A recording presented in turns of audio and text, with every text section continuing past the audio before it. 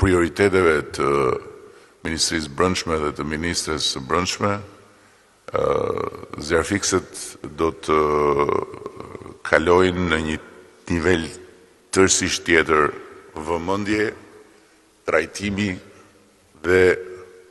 mbështetje. Kjo do të thotë që ndër të tjera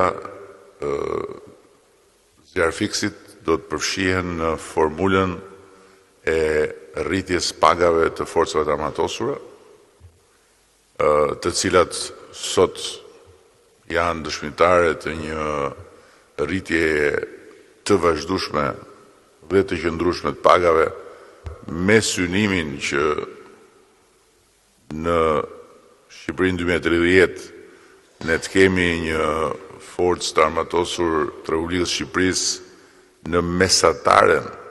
e pagave të NATO-s, që është një synim shumë ambicios, por plotësisht i realizueshëm. Sot kemi